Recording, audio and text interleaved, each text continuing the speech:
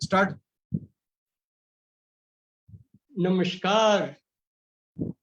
मैं अपने सभी प्रिय भाई बहनों का हार्दिक अभिनंदन करता हूं, जो आज इस आध्यात्मिक सामाजिक परिचर्चा में जीवंत भाग ले रहे हैं और जो आज की बहुत सी वर्तमान समस्याएं हैं जिनके बारे में मैं चर्चा करता रहता हूं। अभी तक अधिकांशतः मैंने आध्यात्मिक पक्ष के संबंध में कुछ बोला है और पिछली बार अंग्रेजी में मैंने रियल लीडर्स इस टॉपिक पर कुछ बातें कही थी। तो कई लोगों के मेरे पास कॉल आए कि मैं हिंदी में भी इस संबंध में कुछ बोलूं। तो आज जो असली नेता हैं, जो वास्तविक नेता हैं, उनके संबंध में कुछ कहूंगा। तो एक बात तो आप अवश्य ध्यान में रखिए कि अभी तक जो मानव सभ्यता का 15,000 या 18,000 वर्ष हम मान सकते हैं, जो ऋग्वेद का काल है वो 18 वर्ष पुराना है, तब से लेकर अभी तक यह हमेशा चेष्टा रही है कि मनुष्य हर तरह से सुखी हो, हर तरह से तकलीफ से मुक्त हो। लेकिन यह आदर्श ही रहा, यह उपदेश और प्रवचन की बातें ही रही।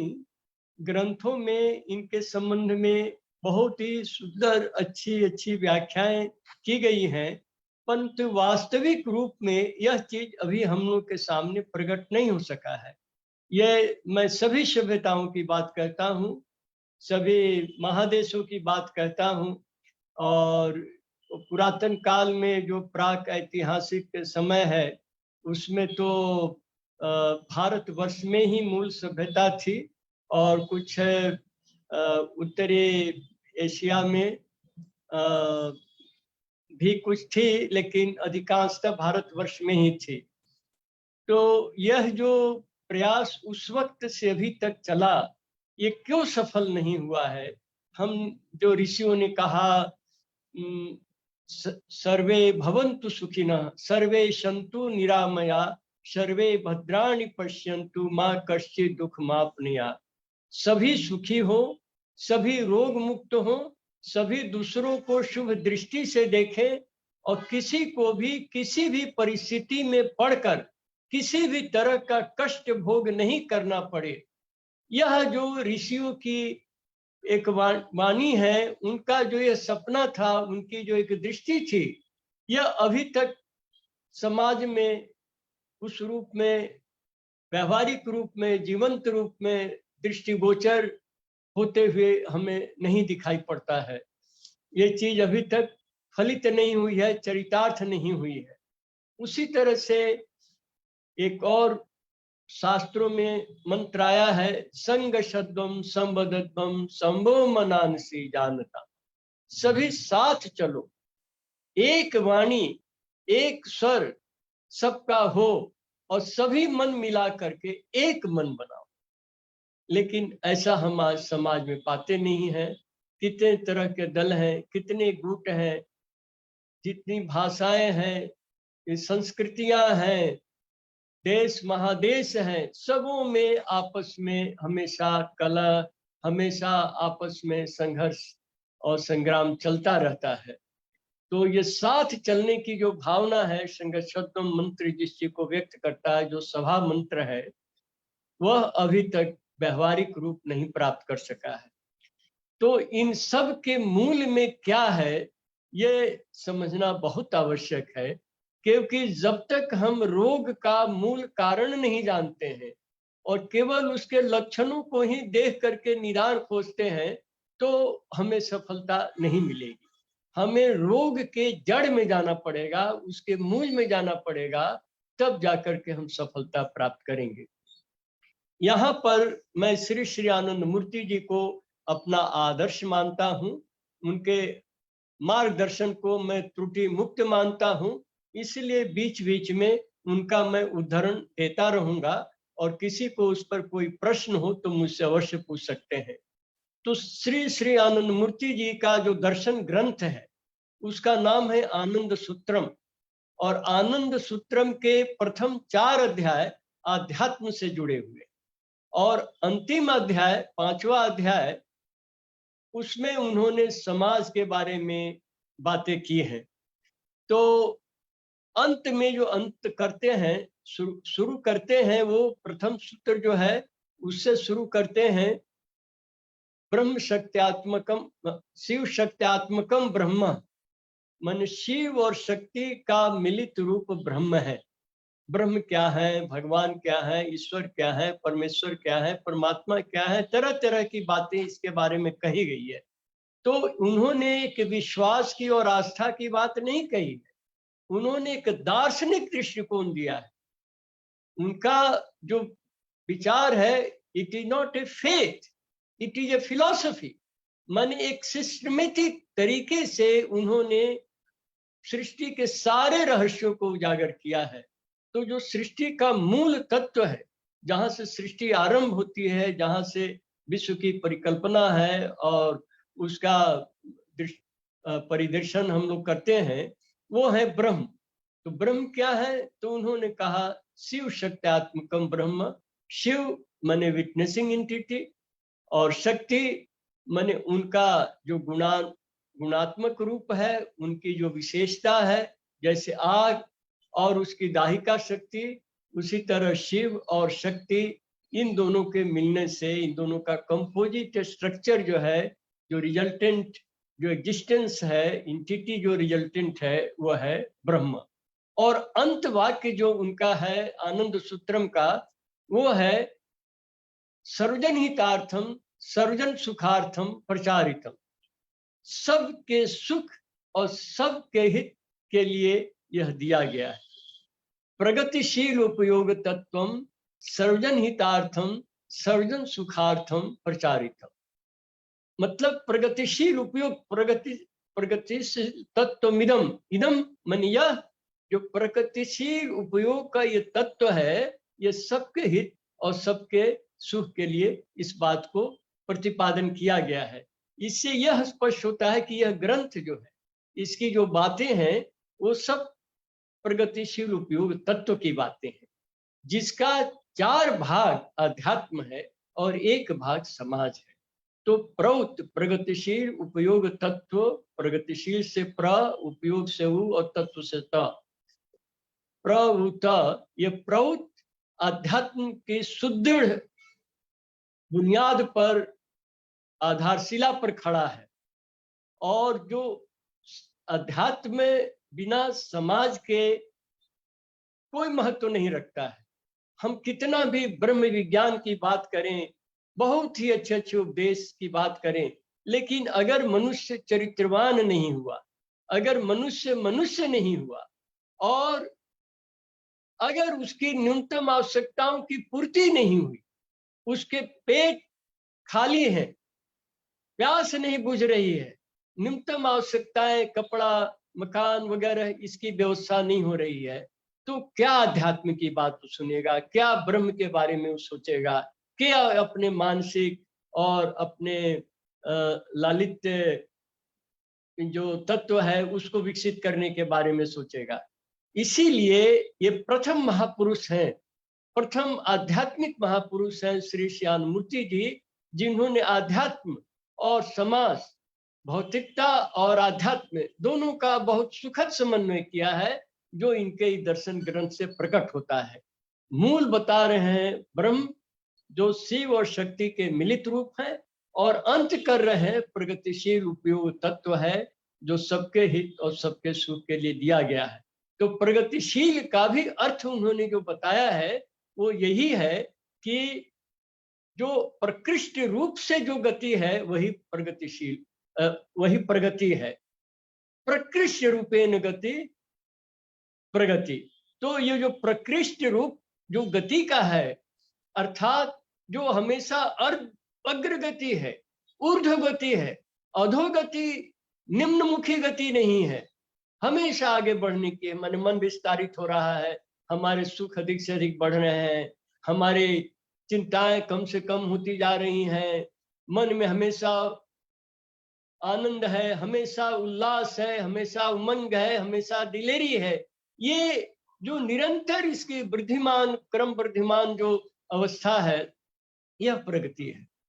लेकिन अभी हम क्या देखते हैं कि कार का मनुष्य ने आविष्कार किया, हवाई जहाज का किया, रॉकेट का किया, लेकिन इनके साथ साथ प्रदूषण भी बढ़ गया, उसका मेंटेनेंस की समस्याएं भी बढ़ गई, जटिलताएं भी बढ़ गई। ये माइनस और प्लस वाला मामला है। मैथमेटिक्स के रूप से देखते हैं तो एक तरफ जो विकास हो रहा है, तो दूसरी तरफ उस विकास के कुछ नकारात्मक प्रभाव भी हो रहे हैं। लेकिन जो अध्यात्म है, यह मनुष्य को निरंतर ऊपर ही ले जाने की, निरंतर आगे ही बढ़ा, एक मुखी है। ये ऐसा पेंडुलम नहीं जो दोनों तरफ डोलता है, एक ही तरफ डोलने वाला पेंडुलम है। इसको उन्होंने प्रगति कहा है, और ये आध्यात्म से ही आता है। अर्थात उन्होंने आध्यात्म से शुरू किया, आध्यात्म से अंत किया। तो यह विशेषता उनके आदर्श में, उनके प्रवचन में, उनके दर्शन में है कि वो एकात्मकता है, एक इंटेग्रल व्यू है। इसमें हॉट पॉच वाली चीज नहीं है कि विभिन्न चीजों का विमिश्रण है। तो अब ये जो उन्होंने समाज पर जो उन्होंने अपना वक्तव्य रखा है, उसका पहला सूत्र ये 5वां अध्याय का है, वर्ण प्रधानता चक्रधारा। और दूसरा सूत्र है चक्र केंद्र सद्विप्राह चक्र नियंत्र का। ये शासन प्रशासन व्यवस्था, जो सोशल मैनेजमेंट है, सामाजिक प्रबंधन है, यहां से शुरू करते हैं। क्योंकि समाज का प्रबंध कौन करेगा? तो समाज ने एक राज की व्यवस्था दी, गवर्नेंस की, एडमिनिस्ट्रेशन की व्यवस्था दी है। ये समाज ने दिया है, अपनी ही व्यवस्था की। हमारी व्यवस्था कैसे होगी जिससे कि हम एक अच्छी समाज को, अच्छे समाज को बना सके, एक सुंदर परिवेश का निर्माण कर सके। तो समाज ने एक राज की व्यवस्था दी है। इस राज में जो प्रशासन में, शासन के उच्च स्तर पर है, जिसको उन्होंने कहा है वर्ण प्रधानता, एक विशेष वर्ण का प्रधानता रहता है।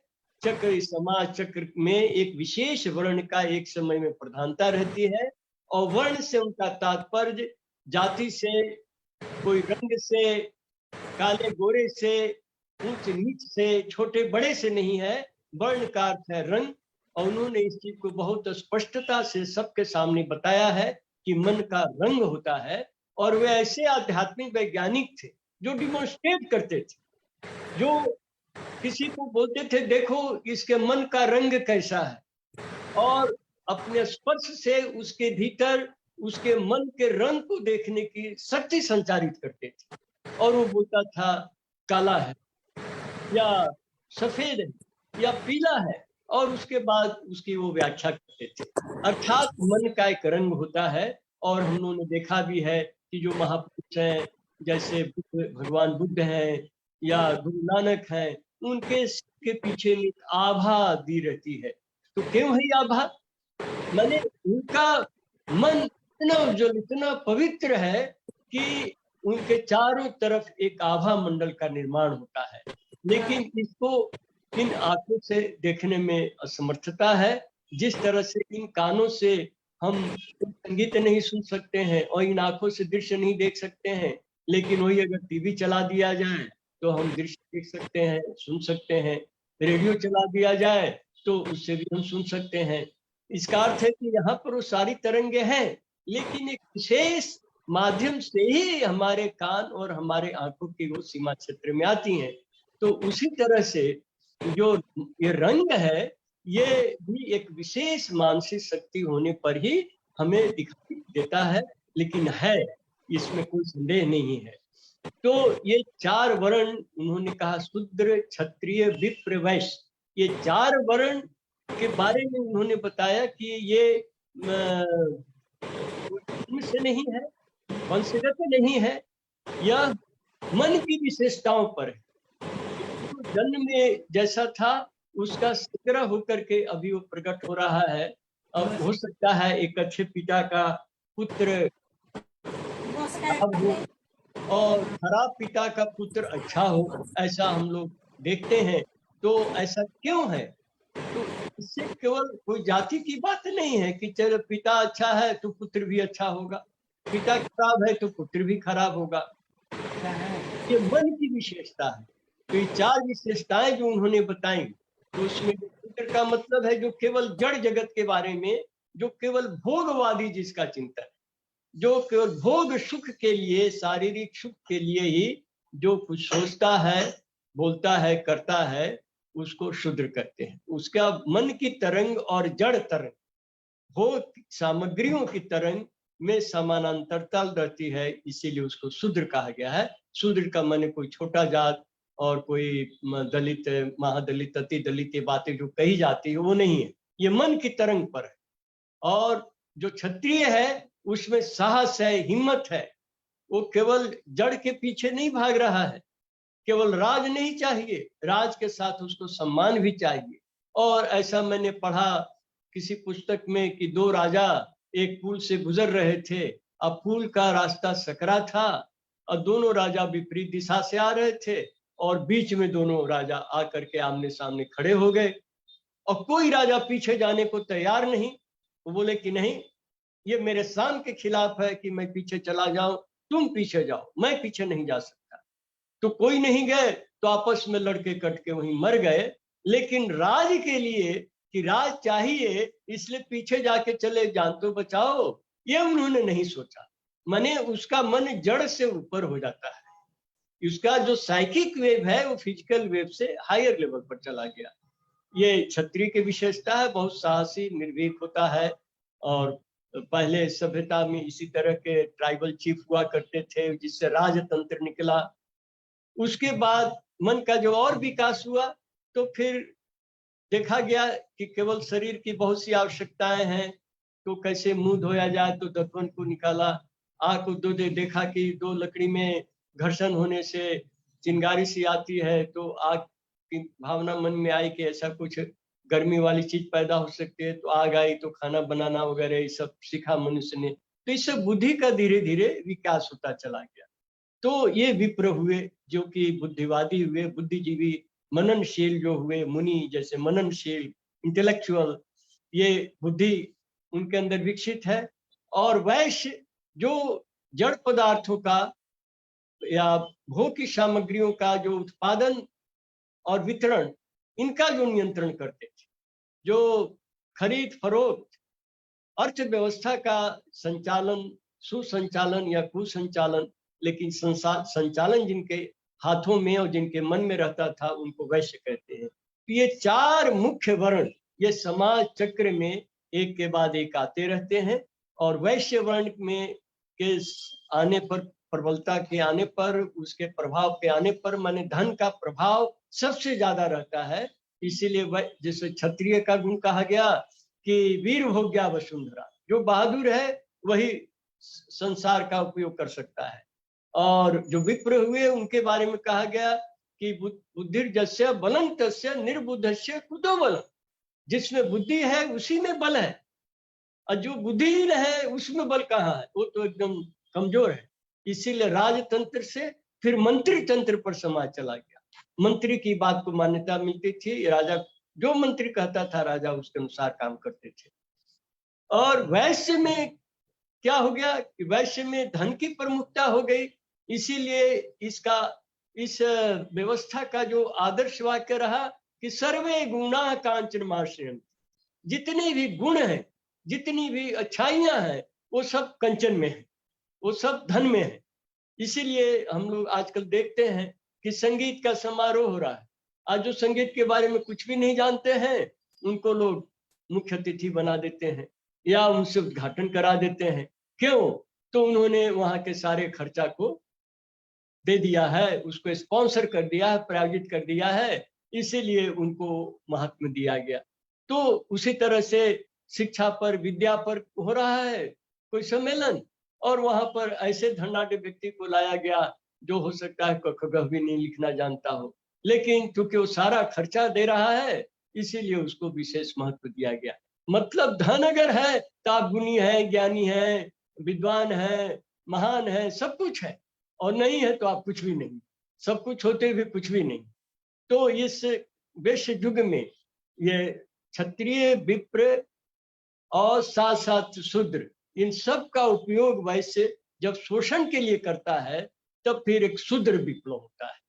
शूद्र विप्लव का मतलब यह है कि मन से शूद्र नहीं है लेकिन व्यवहार से शूद्र है।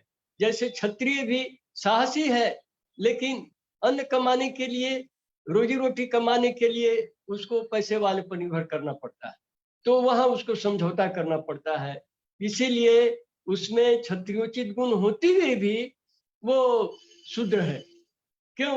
तो रोटी के लिए, अपने शारीरिक अस्तित्व के लिए, परिवार के लिए वो कुछ कमा रहा है और बिना ये वैश्यों की, पूंजीपतियों के अधीनता स्वीकार किए चीज संभव नहीं है। इसीलिए उसको हम कह सकते हैं कि वो भी शूद्र है और व्यवहार से। और जो विप्र है, वो मेरे एक मित्र थे, बहुत अच्छे पत्रकार, मैं नाम नहीं बोलूंगा, वो पैट्रियट में काम करते थे दिल्ली में। पैट्रियट जो कम्युनिस्टों का अखबार है, लेफ्टिस्टों का अखबार है, और उसमें वो पूंजीवाद को गाली पर गाली देते रहते थे और पूंजीपतियों की वो खाल उखाड़ा करते थे। और उसके बाद स्टेट्समैन ने, जो पूंजीपतियों का अखबार है, उसने वहां से उनको बुलाया और कहा कि आपको जितनी तनख्वाह मिलती है उससे दुगुना मैं दूंगा, आप बहुत अच्छा लिखते हैं, आप हमारे पत्रिका में काम कीजिए। तो तनख्वाह डबल मिल रही थी, उन्होंने वो पैट्रियट को छोड़ा, स्टेट्समैन में आ गए और अब वो साम्यवाद को जो है लथाड़ने लगे और लेफ्टिस्ट आइडियोलॉजी को उन्होंने निशाना बनाया। तो ये कलम जो है ना, ये धन के गुलामी में काम कर रही है। जो धनपति है, जो मालिक है धन का, वो जैसा कहता है, जैसा नीतियां बोलता है, जैसे प्रचारित करने की बात कहता है, वैसा करता है। तो इसके कारण ये तीनों के माध्यम से वैश्य शोषण करते हैं। इसीलिए वैश्य युग में सबसे ज्यादा शोषण होता है। इसीलिए आजकल हम चारों तरफ देख रहे हैं तबाही तबाही, क्योंकि वैश्य युग भारतवर्ष में और विश्व के अन्य देशों में भी, अधिकांश देशों में भी वैश्य युग चल रहा है। तो ये जो शोषण के विरुद्ध जो लड़ाई होती है, लोग जो शोषण के खिलाफ खड़े होते हैं, जिनको क्रांतिकारी या विप्लवी, इवोल्यूशनरी, रिवोल्यूशनरी कहा जाता है, वो सत्ता को उखाड़ फेंकते हैं, अब फिर वो सत्ता पर काबिज हो जाते हैं।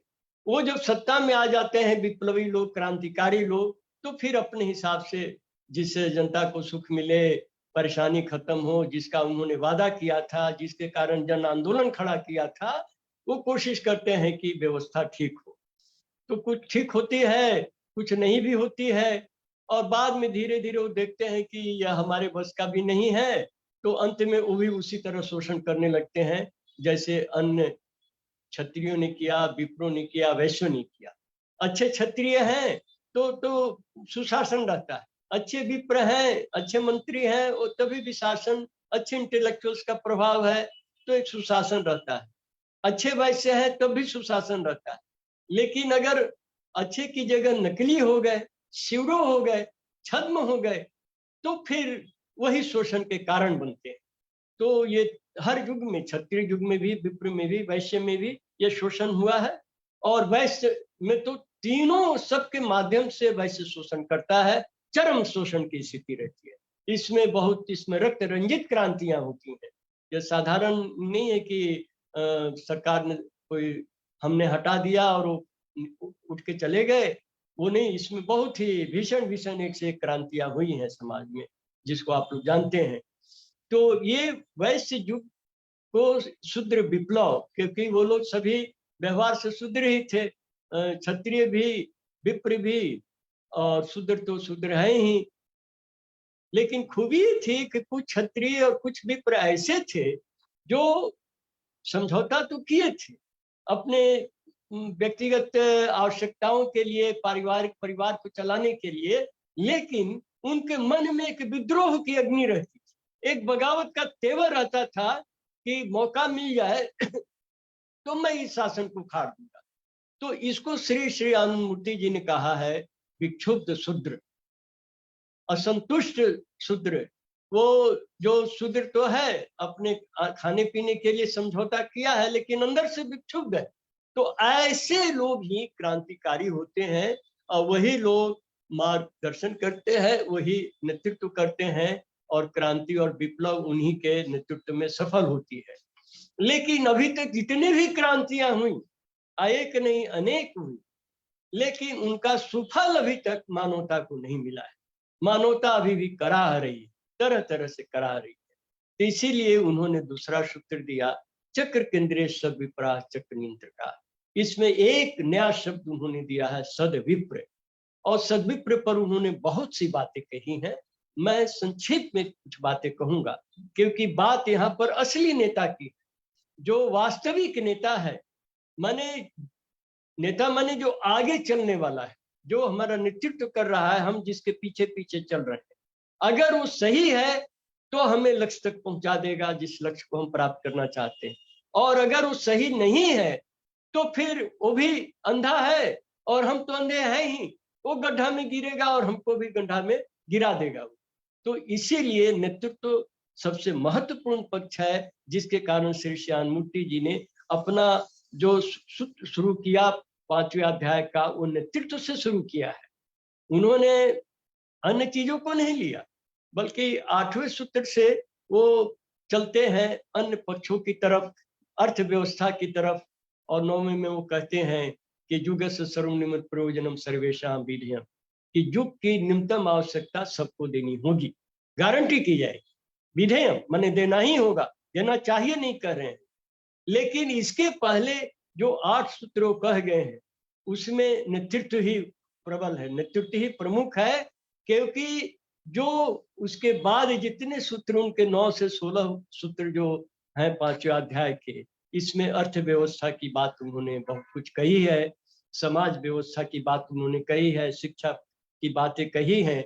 लेकिन ये चीजें करेगा कौन? इसको करने के लिए जो नेतृत्व देंगे, उनका यही दायित्व है कि उन बिंदुओं पर वो गंभीरता से काम करें और उनको फलितार्थ करें, चरितार्थ करें। तो ये जब तक नेतृत्व से ही नहीं है, और नेतृत्व मतलब क्या, जैसे गांव है तो मुखिया नेतृत्व कर रहा है, मुखिया की बात लोगों को माननी है। उसी तरह सरपंच है तो पंचायत में जो निर्णय देता है माननी है। जिला है, जिला परिषद जैसा निर्णय देता है वैसा लोगों को मानना है। विधानसभा है तो पूरे राज्य के लोग के लिए वो नीतियां कानून बनाता है। और लोकसभा, राज्यसभा है तो पूरे देश के लिए बनाता है। तो ये सब नेतृत्व के विभिन्न स्तर हैं, प्रशासनिक, शासनिक। तो ये लोग अगर सही हैं, तभी जो भी विचार हो, जो भी आदर्श हो, उसको व्यवहार में उतारा जा सकता है। अगर ये लोग ठीक नहीं है, तो फिर वो विचार का वो हमेशा वो सत्यानाश करते रहेंगे, तहस नहस करते रहेंगे। जो आज स्पष्ट है, हमारे देश में जितने कानून बने हुए हैं, अगर उनको ठीक से लागू किया जाए, तो मैं समझता हूं कि ज्यादा नहीं फिर भी आधी समस्याओं का हल किया जा सकता है। लेकिन ऐसा अखबारों में देखते ही हैं, पुलिस FIR नहीं लिखती है, FIR लिखी तो उसमें फेरबदल करती है, और निर्दोष लोग जेल में सड़ते रहते हैं, और दोषी जो है सो बाहर घूम करके मौज उड़ाते हैं। ऐसी स्थिति है। तो कहने का अभिप्राय मेरा एक ही है कि नेतृत्व माने जो व्यक्तित्व का जो पक्ष है, जो ह्यूमन फैक्टर है, जो इंडिविजुअलिटी है, इसकी बहुत जबरदस्त महिमा है। अगर इंडिविजुअल ठीक नहीं है, व्यक्ति ठीक नहीं है, तो व्यक्ति का कलेक्टिविटी भी ठीक नहीं होगा, सामूहिक उनका संगठन जो होगा, सामूहिक समुदाय भी ठीक नहीं होगा। और वो अगर ठीक नहीं होगा, तो फिर चाहे जितना बड़ा ग्रंथ हो, जितने बड़े आदर्श हो, जितने ऊंचे विचार हो, वो सब ग्रंथों में ही रहेंगे, बल्कि उसके विपरीत ही वहां पर आचरण होगा। इसीलिए नेतृत्व सबसे महत्वपूर्ण तत्व है, और इसलिए उन्होंने नेतृत्व से ही अपनी बात आरंभ की है। अब जब मैंने कहा शूद्र विप्लव की बात, तो शूद्र विप्लव के बाद जो परिवर्तन आता है क्रांति के बाद, और क्रांतिकारी लोग सत्ता में आते हैं, तो उनसे जो उम्मीदें थी, वो उम्मीद, जैसे हमारे देश में अंग्रेज थे, अंग्रेज चले गए, तो क्या उस वक्त जो बेरोजगारी की स्थिति, उस वक्त जो गरीबी की स्थिति, उस वक्त जो अपराध की स्थिति, उसमें और कमी आ गई? नहीं, और बढ़ गया। तो केवल आदमी का चेहरा ही बदला ना। अंग्रेज की जगह भारतीय आ गए, व्हाइट की जगह ब्राउन लोग आ गए, लेकिन व्यवस्था वैसी ही चलती रही। उसके बाद फिर 1974-75 में एक लहर चली थी जयप्रकाश नारायण के नेतृत्व में। उसमें जो हुआ कि संपूर्ण क्रांति, और उसी पर नारे पर और उनके नेतृत्व में प्रयास से 1977 में जो पार्टी सत्ता में थी वो हार गई, और जयप्रकाश जी के आशीर्वाद से जो लोग सत्ता में आए, वो लोग संपूर्ण क्रांति क्या, वो 5 साल का जो टर्म है वो भी नहीं पूरा कर सके। 2.5 साल में ही वो शासन गिर गई, क्योंकि आपस में ही कलह शुरू हो गया कि मैं प्रधानमंत्री बनूंगा तो मैं प्रधानमंत्री बनूंगा, इस तरह की चीजें आ गई। उसके बाद अभी कुछ दिन पहले अन्ना जी का एक आंदोलन चला, जिसमें भी लाखों लाख लोग ने पूरे भारतवर्ष में उसको समर्थन दिया, लेकिन आज वो आंदोलन कहीं नहीं है। तो मैं जो ये 3 दृष्टांत आपको दिया, एक स्वाधीनता संग्राम जयप्रकाश जी का और अन्ना जी का, मेरी उन सभी महापुरुषों के प्रति अपार श्रद्धा है। उनको मैं श्रद्धा पूर्वक नमस्कार करता हूँ, अभिनंदन करता हूँ, किंतु जो वो चाहते थे वो चीज नहीं हासिल हुआ। जो ऋषि गण हमारे ऋषियों के सपने थे वो पूरे नहीं हुए। तो इसका कारण क्या था? तो यही जो असली नेता है, कि असली नेता का अभाव होने के कारण ये चीजें नहीं हो सकी। ये नेतृत्व का जो संकट है, ये एक चिरंतन संकट है, और अभी तक नहीं ये संकट का निदान हुआ है।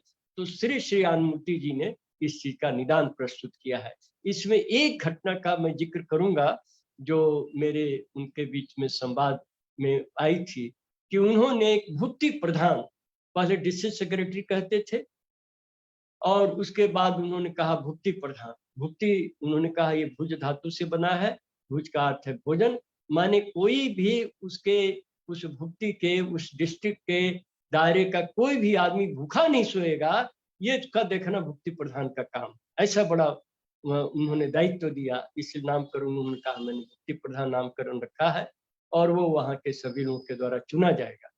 तो मैंने उनसे पूछा कि ये भुक्ति प्रधान जो होंगे इनको चुनेंगे कौन लोग, क्योंकि आपने चुनाव पर बहुत सी बातें कही हैं, उनके आज की समस्या पुस्तक में देख लीजिए, और प्रोत पर कई एक प्रवचन पुस्तक में देख लीजिए, और बहुत सी जगह पर उन्होंने बातें कही हैं। तो मैंने कहा कि उनका चुनाव कौन लोग करेंगे? आपने मतदाताओं के बारे में बहुत सी बातें कही है। तो उनका एक संक्षिप्त उत्तर था कि सदविप्र। तो फिर मैंने पूछा कि सद्विप्र पर आपने बहुत सी बातें कही हैं, ये सद्विप्र एक पंक्ति में मुझे आप इसकी परिभाषा बताइए, सद्विप्र कौन है? तो उन्होंने अंग्रेजी में कहा कि those who are adamant in 16 points they are सद्विप्रास। तो मैंने उसका हिंदी करने का प्रयास किया। उस वक्त एक पत्रिका शंखनाद करके मैं निकालता था, तो मैं सोचा कि उसको हिंदी में दें। तो मैंने कहा कि क्या देंगे? ये एडमेंट के लिए मैंने कुछ शब्द अपनी तरफ से सुझाए कि कट्टर, दृढ़, वज्र, कठोर, अडिग, अटल, क्या कौन सा शब्द उपयुक्त होगा एडमेंट के लिए? क्योंकि आपने कहा कि those who are adamant in 16 points they are सद्विप्रास। तो उन्होंने कहा कि कट्टर लिखोगे लेकिन ब्रैकेट में एडमेंट भी जरूर लिख दो, ये उनका कहना था। मैंने जो उन्होंने षोडश विधि दिया है, जो विधि है निषेध नहीं, वो षोडश के षोडश को पालन करना है। इसकी जो कट्टरता से जो जरा भी हिलडुल नहीं करेंगे, उसको सुदृढ़ता से पालन करेंगे, वे सद्विप्र हैं। तो उन्होंने कहा कि सद्विप्र चयन करेंगे भुक्ति प्रधान का।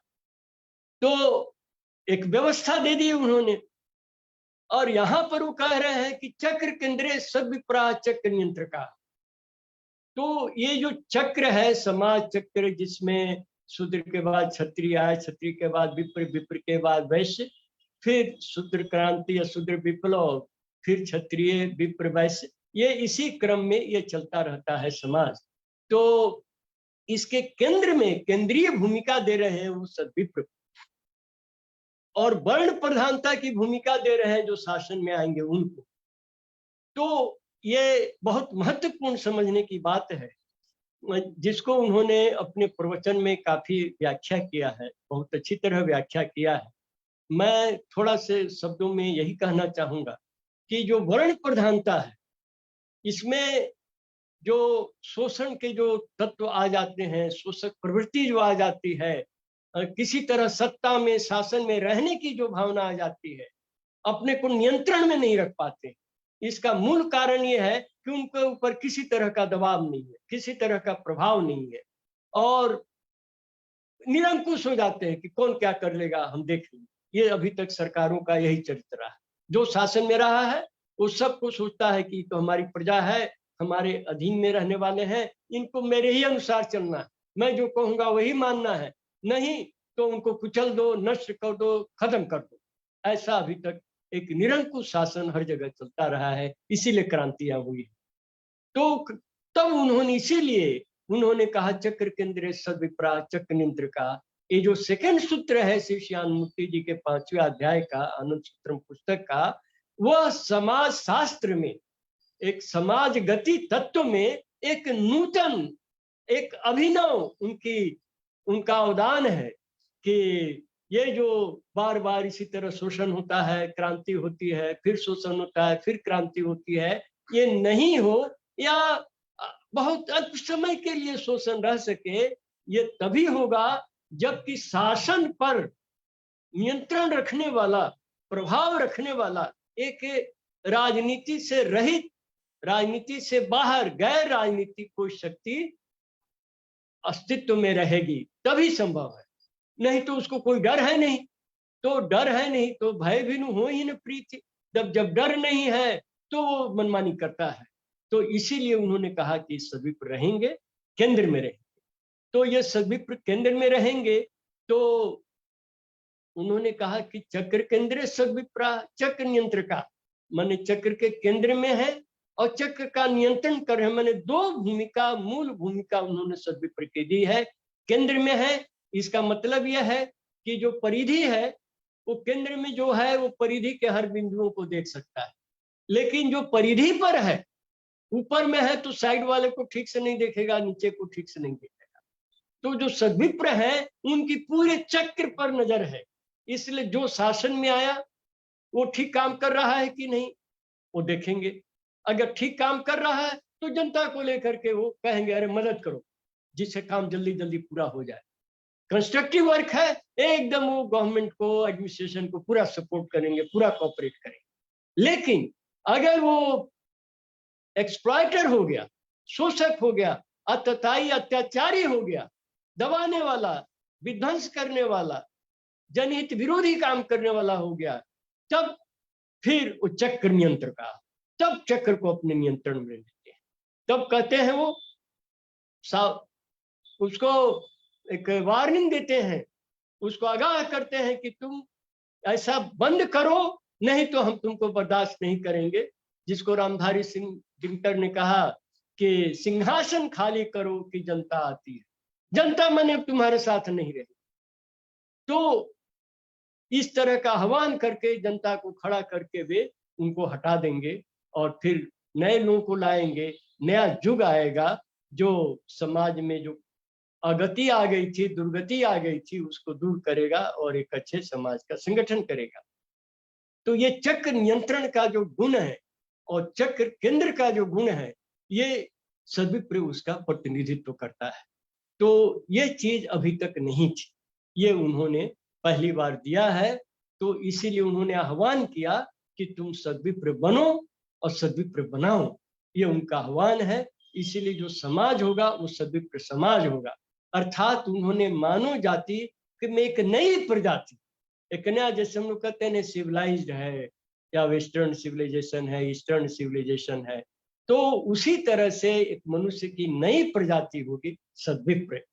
तो अब जो है ये सद्विप्र का आविर्भाव होने से ही हमारी समस्याओं का अंत होगा और हम अच्छे दिन देख सकेंगे।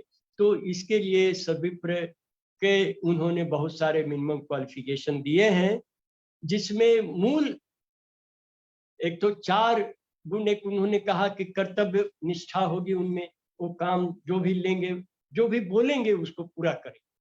सेवा परायण होंगे, वो दुखी आदमी से निस्वार्थ प्यार करें, वोट बैंक के कारण प्यार नहीं करेंगे, निस्वार्थ प्यार करेंगे, चाहे वो मेरे विरोध में ही वोट दे, चाहे मुझे गाली ही देता हो, फिर भी हम उसकी भलाई की ही बात सोचेंगे।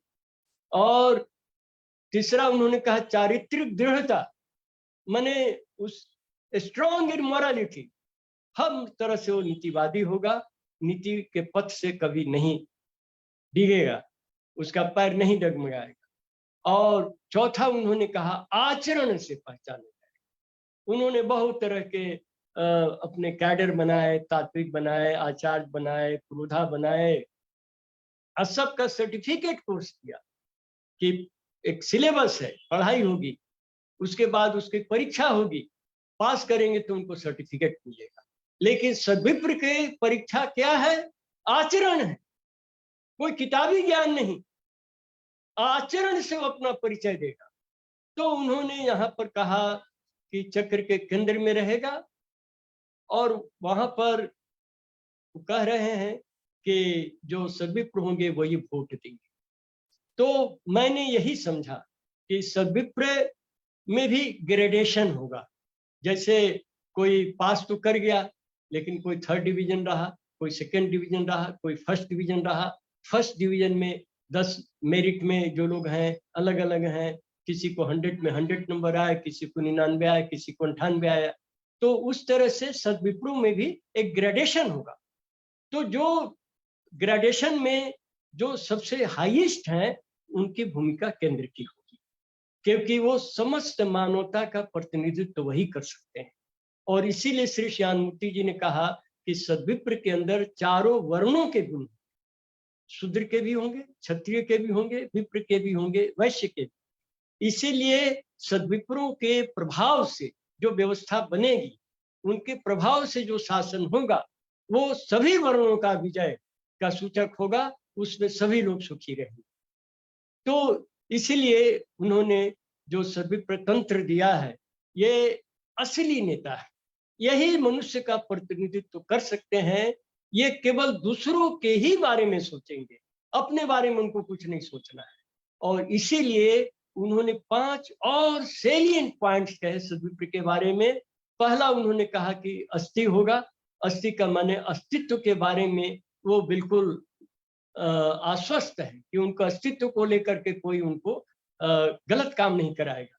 जैसे अभी कोई बोलेगा कि तुम हिसाब में गड़बड़ कर दो, हमको 1 लाख रुपया आमदनी हुआ है, लेकिन तुम 1000 दिखा दो, 10,000 दिखा दो। चार्ट अकाउंटेंट को बोला और उसने वैसा कर दिया। तो अब कर दिया क्यों? इसलिए कि उसको डर है कि अगर नहीं करूंगा तो ये मुझे निकाल बाहर करेगा, मेरी छुट्टी कर देगा। तो इसीलिए वो समझौता करता है। लेकिन सद्विप्र जो होंगे, अरे निकाल दो निकाल दो, फिर कोई दूसरा काम कर, चना खा के रह जाएंगे, लंगोट पहन के रह जाएंगे, पेड़ पर रह जाएंगे, नदी किनारे रह जाएंगे, लेकिन समझौता नहीं करें। ऐसे दृढ़ व्यक्तित्व तो मनोबल के धनी होंगे कि उनको कोई शक्ति हिला नहीं सकती, कोई परिस्थिति उनके पैर को डगमगा नहीं सकती। तो इसीलिए जो सद्विप्र हैं, उनका जो जो केंद्रीय जो भूमिका उनकी इसीलिए है क्योंकि वो कभी भी गलत सोचने की भावना नहीं आई। लेकिन फिर भी श्री श्याममूर्ति जी का कहना है कि कहीं उनमें गलत भावना आ जाए तो इसीलिए कलेक्टिव लीडरशिप की बात उन्होंने कही है कि सभी मिल करके शासन करेंगे, सुशासन करेंगे। जिससे एक खराब होगा तो उसको हटा देंगे, दूसरे उसकी जगह पर ले आएंगे। तो ये जो व्यवस्था होगी, इसमें सद्विप्र अपने अस्तित्व के लिए कभी गलत और घटिया काम नहीं करेंगे। और दूसरा चीज भांति उनका समाज का जो विकास है, जिसके संबंध में उन्होंने बहुत सी बातें कही हैं, तो वो भांति के लिए काम करेंगे कि समाज का विकास हो। ये नहीं कि एक आदमी को तो साइकिल ही रह गया और दूसरा आदमी हवाई जहाज हेलीकॉप्टर पर चल रहा है। पहले कार पर था, तो कार से फिर और सुपर कार आया, सुपर हवाई जहाज भी हो गया उसको, और दूसरा आदमी साइकिल ही पर चल रहा है, उसको मोटरसाइकिल भी नहीं हुआ। इतना गैप नहीं होगा, हमेशा उसको वो विकास की बात सोचेगा कि साइकिल वाले को कार मिल जाए, तब जो है सो कार वाले को हेलीकॉप्टर या एरोप्लेन मिलेगा। तो इसीलिए उसमें भाषती भी होगा, और आनंद माने जीवन का लक्ष्य उसका आनंद होगा, ब्रह्म होगा, जो उन्होंने कहा शिव शक्त्यात्मकम ब्रह्म, वो लक्ष्य होगा। ये नहीं कि हम एमएलए बन जाए, एमपी बन जाए, हम प्रधानमंत्री बन जाए, मुख्यमंत्री बन जाए, राष्ट्रपति बन जाए, और इसके लिए जो भी गड़बड़ झाला है, जो भी मैनिपुलेशन है, तिकड़मबाजी है, उसको सारा स्वीकार है। ये सब चीज बिल्कुल ही खत्म कर देगा सतविप्र। तो वो चाहता है कि तरक्की हो, लेकिन आनंदम को लक्ष्य रखे, परम पुरुष को, परमेश्वर को लक्ष्य रख के जीवन के लक्ष्य है। इसलिए समाज हमें ऐसा बनाना है जिससे किसी को आर्थिक अभाव से, शारीरिक अभाव से, अवसरों के अभाव से यह नहीं सोचना पड़े कि मेरा जीवन बेकार हो गया, मैं भी कुछ कर लेता, मैं भी कुछ हासिल हो जाता जीवन में, लेकिन वो नहीं कर सका क्योंकि उसको अवसर नहीं मिला, उसको साधन नहीं मिले, ये सब वो अभावग्रस्त रहा हमेशा। तो ऐसा सदुपयोग नहीं होने देगा, क्योंकि आनंदम उसका लक्ष्य है, अस्थि भांति आनंद। और चौथी चीज उसमें विशेषता होगी कि वो नैतिकता की शक्ति से शक्तिशाली होगा। वो चारों वर्णों का गुण है उसमें, लेकिन उस वर्ण जैसे क्षत्रिय वर्ण है तो उसमें साहस उसका गुण है, विप्र है तो बुद्धि उसका गुण है, वैश्य है तो धन उसका गुण है। लेकिन सद्विप्र का जो चारों के गुण रहेंगे ही उसमें, उसका अपना गुण होगा, वो नैतिकता के बल से शक्तिशाली होगा। अपनी आस्था पर, अपने आदर्श पर, अपने वसूलों पर, अपनी मान्यताओं पर, अपनी मर्यादाओं पर वो अपनी जीवन कुर्बान कर देगा, लेकिन समझौता नहीं करेगा। ये तुलसीश्याम मूर्ति जी स्वयं 7 साल जेल में रह करके हम लोग को दिखा गए कि उनको किसी भी तरह से सरकार, प्रशासन, उस वक्त का कुशासन जो है उनको नहीं दबा सका, उनसे अपनी बात नहीं मनवा सका। तो इसलिए उन्होंने कहा नैतिकता के बल से शक्तिशाली होंगे, ये उसका मुख्य बल होगा। और वो हमेशा अन्याय, अत्याचार, पापाचार, पशुता, कपटाचरण, पापाचरण के खिलाफ संग्राम करता रहेगा, समझौता रहित संग्राम करता रहेगा। ये 5 और अमूल्य उसकी विशेषताएं उन्होंने बताई हैं। तो इसके लिए, इसीलिए हमें एक ऐसी व्यवस्था बनानी है जिसमें हम सिलेक्शन करेंगे कि हाँ ये लोग इन इन और जो है सो खरे उतरते हैं, इन बिंदुओं पर खरे उतरते हैं, और ये सद्विप्र कहे जा सकते हैं आचरण से। अब वर्तमान समय में कहूंगा कि बहुत बहुत लोग के मन में होता है कि अरे कौन सद्विप्र है, वो कभी होगा। अरे कभी क्यों होगा? मूर्ति जी 50 साल 60 साल जो उन्होंने संगठन को दिया और जो उन्होंने मार्गदर्शन दिया, तो कोई नहीं बना, तो कोई नहीं बना, बनाने की प्रक्रिया तो उन्होंने आरंभ कर दी।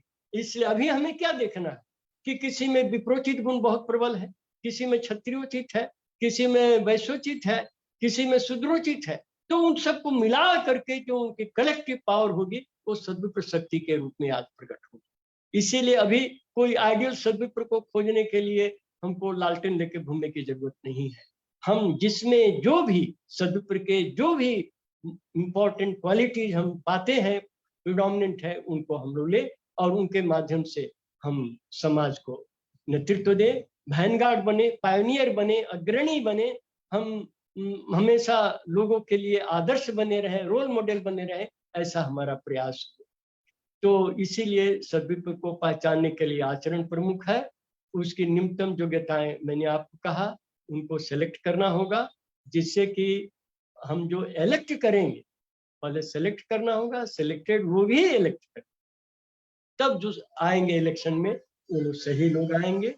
और लास्ट में मैं कहूंगा कि जो सद्विप्र इस तरह से जो सामाजिक प्रक्रिया से, मैंने एक बार ये भी पूछा श्री श्याम मूर्ति जी से कि सद्विप्र किस तरह से आप सोचते हैं कि किस तरह से निकलेंगे, तो उनका ये कहना था कि देखो मैंने निचोड़ दिया है, जैसे आम को निचोड़ा जाता है, उसका रस निकाल करके और फिर उसको धूप में सॉलिड होने के लिए छोड़ दिया जाता है। तो जो सॉलिड हो जाता है धीरे धीरे होता है, उसमें कई दिन लगते हैं, कई हफ्ते भी लग सकते हैं, महीना भी लग सकता है, तब जाकर के सॉलिडिफाई होता है। तो उसको अमावट या आम सत्तो, आम पापड़, इस नामों से पुकारा जाता है, खाने में बहुत स्वादिष्ट होता है। तो उन्होंने कहा मैंने निचोड़ दिया है, लेकिन अब इसमें थोड़ा समय लगेगा। तो समय लगेगा, तो वो इन्होंने कभी नहीं कहा कि तुम समय का इंतजार करो कि हाँ वो दिन आएगा और तब जो है सो हम सद्विप्र हो जाएंगे और तब हम समाज सद्विप्र समाज के लिए कुछ काम करेंगे। ये सब नहीं कहा उन्होंने, कभी नहीं कहा। वो तो जो है जितना है उसी से लेके आगे बढ़ो, ये उनका हमेशा दृष्टिकोण था। और इसीलिए उन्होंने, देखिए हम ऐसे लोगों को लेकर के इतना बड़ा विशाल विराट संगठन चारों तरफ फैला दिया, किसी को ये नहीं भावना होने दिया कि वो हीन है, दीन है, नीच है, अधम है, पतित है, वो कुछ नहीं कर सकता, किसी काम का नहीं है। उनके नजदीक जाकर लगता था विश्व में कोई भी चीज असंभव नहीं है, हम आसमान के नीचे जितनी चीजें हम करने में समर्थ है, ऐसी भावना लोगों के अंदर आ जाती थी। तो इसीलिए हम कभी ये नहीं सोचे कि हम इस काम करने में हम समर्थ नहीं है, हम असद्विप्र हैं, ऐसा हम क्यों सोचेंगे। हम सोचेंगे सद्विप्र है, जो कमियां हैं दूर करेंगे। इसके लिए हम एक दूसरे के प्रति कंप्लीमेंट्री रोल हुए, कोऑर्डिनेटेड कोऑपरेशन का भाव हो। ये नहीं किसी को निंदा करना है, नीचे दिखाना है, घटिया बताना है, उससे कोई भी समस्या का हल नहीं होने वाला है।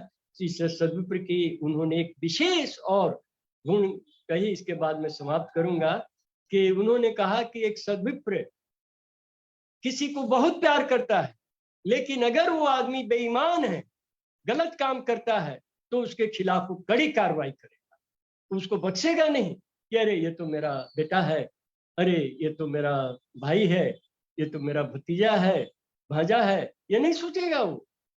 चाहे जितना प्यार करता हो, लेकिन अगर वो बेईमान है, दुराचारी है, तो उसके खिलाफ कार्रवाई करने में जरा भी संकोच नहीं करेगा। और एक ही व्यक्ति जो सदाचारी है, ईमानदार है, और वो उसको नफरत करता है या किसी कारण से उससे उसका मन नहीं मिलता है, तो उसके खिलाफ कोई भी कार्रवाई नहीं करेगा, क्योंकि वो सदाचारी है। कोई नहीं सोचेगा अरे मैं तो इसको घृणा करता हूँ, मैं तो इससे दूर रहता हूँ, और इसको जो है हम जैसे हो इसको जो है सो त्रस्त करे, परेशान करे, ऐसा वो नहीं करेगा।